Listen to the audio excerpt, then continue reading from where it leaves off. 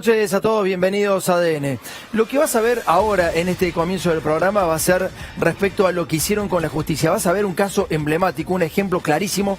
La verdad que es muy satisfactorio tener las pruebas concatenadas una al lado de la otra para poder ver fehacientemente cómo se nombraban jueces en la época de Mauricio Macri, de los republicanos. Vas a ver cómo limpiaban jueces y nombraban jueces de acuerdo a las conveniencias. En este caso particular hemos tomado la liberación de Leonardo Fariña, un delincuente que supuestamente estaba arrepentido, pero en realidad no estaba arrepentido. Vas a ver por qué se arrepintió. Los tipos lo liberaron, le dieron dinero, le dieron muchos recursos, le dieron departamentos, le dieron todo, y entonces verdaderamente de esa manera Fariña salió y dijo lo que ellos quisieron.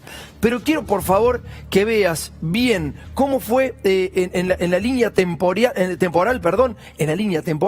cómo se sacó un juez y se nombró a otro, pero cómo se lo fue esmerilando. Es clarísimo, vas a ver una cosa aberrante que sucedió hace muy poquitos años en la era de Macri. Vamos a ver el tape de Jorge Lanata, cómo empiezan a esmerilar a uno de esos jueces, a precisamente Carlos Rosanqui, que era el que tenía que definir sobre la excarcelación a Fariña. Él tenía que definir la excarcelación a Fariña y entonces empezó a aparecer en el programa de Jorge Lanata. Pero Jorge Lanata lo decía con todas las letras. Quien estaba atrás de Rosanqui era Mauricio Macri. Te lo dicen ellos, dale.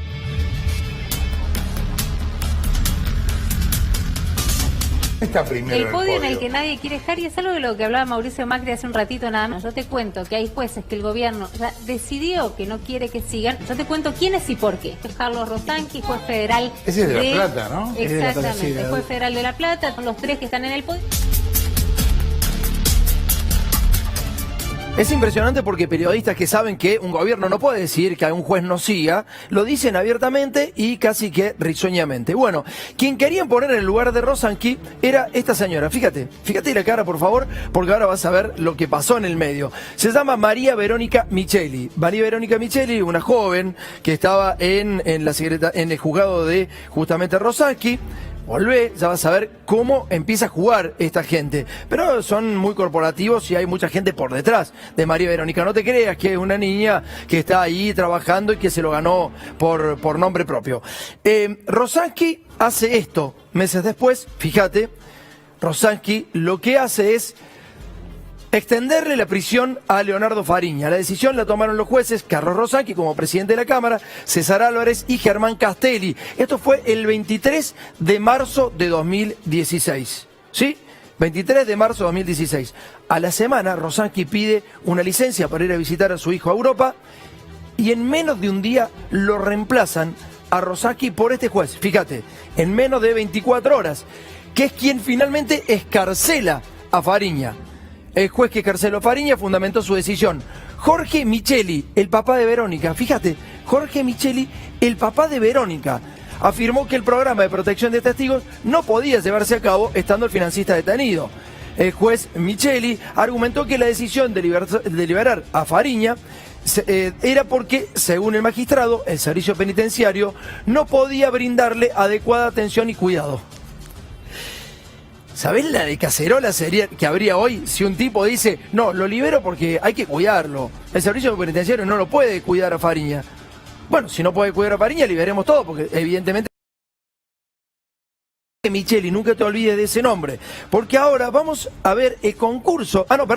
Primero, antes del concurso, la señorita Verónica Micheli, el hijo del juez que lo libera a Fariña y que lo había reemplazado a Rosanqui, le clava una denuncia a Rosanqui por acoso laboral.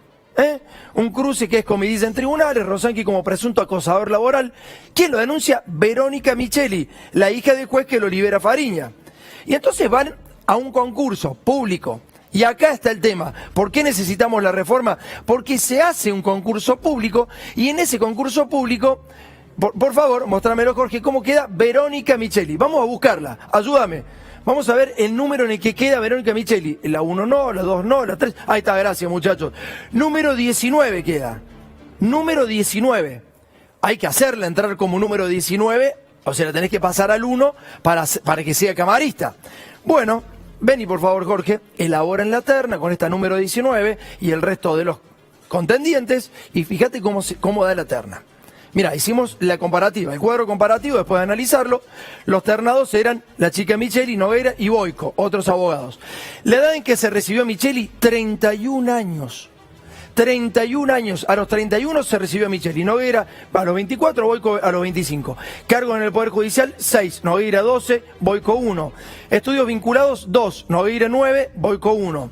Doctorado ninguno, Boico 1. Sentencias 10 de Boico. Artículos publicados 8. Pero fíjate que Verónica Micheli no tiene nada. Sácame por favor el zócalo, Jorge. No tiene absolutamente nada.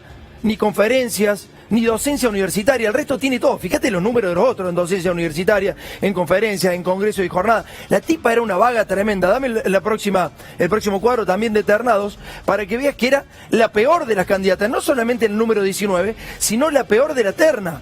Las matrículas no tiene, elementos demostrativos de actividad no tiene, trabajo en función privada no tiene, el título de pedo que tiene el de abogado y a los 32 años, título universitario. Fíjate el resto, los trabajos de investigación, los libros publicados en las instituciones científicas. Bueno, así llega esta mujer. ¿Y cómo se nombraban los jueces en ese momento? Por favor, fíjate lo que decía Mauricio Macri a un medio afín de Mauricio Macri, chequeado. ¿Cuántos jueces se nombraron en la presidencia de Macri? Macri nombró 228 magistrados. Desde el Ministerio de Justicia de la Nación explicaron que la mesa judicial es la que decide las ternas. ¿Y quién va a ser el juez? La mesa judicial. ¿Te acordás de la mesa judicial, no? La mafia más grande que hubo en la República Argentina. Estaba Garabano, Tamendi, Torello, Cluselas, Sarabia Frías, que ahora está imputado. Esos son los que analizaban y aprobaban y proponen al presidente cuál es la mejor opción. Obviamente, la que mejor le sirva. Bueno, esa mujer que terminó número 19, que cuando la comparabas con el resto era un desastre, fíjate lo que pasó. Mostrame, Jorge, por favor. Le mostremos a la gente. El Poder Ejecutivo Nacional, o sea, Mauricio Macri, solicita prestar acuerdo la designación de, como jueza de Cámara del Tribunal Oral en lo Criminal Federal de La Plata, a María Verónica Micheli. ¿Está claro? ¿Te das cuenta por qué necesitamos una reforma? ¿Vas a salir a cacerolear por estos garcas? ¿Vos vas a salir a cacerolear porque supuestamente en esta época había institucionalidad y democracia? 230 tipos nombró de esa manera el presidente Mauricio Macri. Claro, vos decís, pero no te creo, cordobés, la verdad que no te creo. Tenés cara de chanta, cordobés. Mostrale, Jorge, mostrale que lo decía el propio Mauricio Macri. 230 funcionarios de la manera en que viste recién. Tenemos 230 jueces nombrados, los mejores de los concursos. Mentiroso eran los peores y lo nombraba la mesa judicial. Una de las mesas judiciales.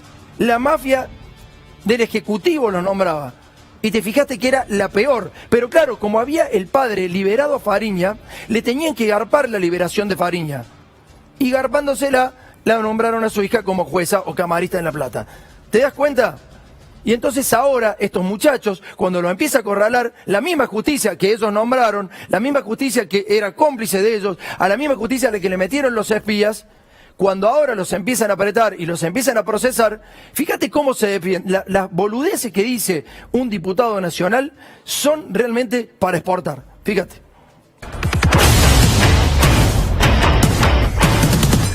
No es casualidad que hoy estén procesando a Dietrich y a Iguacel y a Rivas. A días de Rivas es otro caso. A días de jubilarse. O sea, yo digo, hay que llamarse Canicova Corral, ¿no? Se va a retirar con mucho dinero. ¿Qué opina usted del accionar de Dietrich? Que lo procese 2 días antes de irse. En medio de la pandemia, hablaban ustedes, ¿no? Del miedo. Yo no creo que la República esté en riesgo, ¿eh? Yo creo que la República está perdida. No, vos estás perdido, vos estás perdido, absolutamente perdido. Me encantaría poder hacerte una entrevista. Las pelotudeces que le decía a la gente y no te dicen nada. En el medio de la pandemia, ¿qué querés? ¿Que esperemos que pase la pandemia para procesarlo? Tenés razón en una cosa, los jueces son bastante garcas, más garcas que vos son, porque cuando se van a jubilar empiezan a hacer justicia. Eso tenés razón, pero ¿por qué no ves las pruebas? ¿Por qué no hablas con pruebas? ¿Por qué no decís, che, pará que la verdad que no tiene nada que ver Iguacel, no tiene nada que ver Duhovne? Es una de las causas más claras que tienen de corrupción ustedes, entre otras, ni hablemos del espionaje, Wolf. ¿Cuándo sería el momento justo? En el verano no, porque hace calor, ahora porque hay pandemia. No seas boludo. Den argumentaciones serias, son funcionarios públicos, están saliendo y se están exponiendo públicamente, los está escuchando gente, que muchas veces, mucha gente inteligente y razona en base a lo que ustedes dicen. Quedan mal, muchachos. Sinceramente, para eso no salgan, mándense a guardar, escóndanse.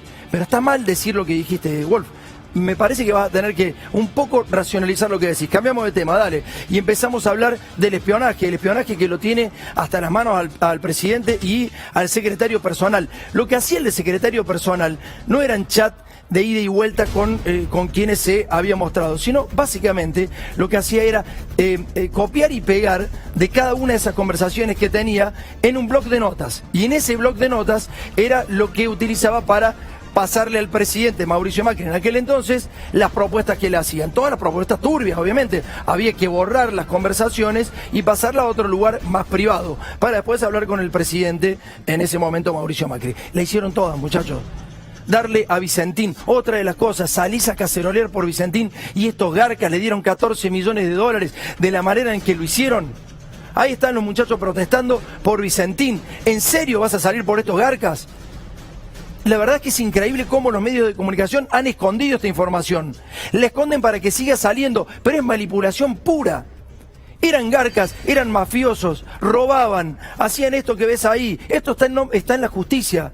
Espero que la justicia en esto sea un poco más rápida, que tenga celeridad, para que todas las cosas lleguen como tienen que llegar y que la gente verdaderamente, si va a salir a manifestar, lo haga en serio, pero sabiendo por qué lo hace y peleando por algo, no peleando por garcas, por ejemplo, como estamos viendo en este bloc de notas.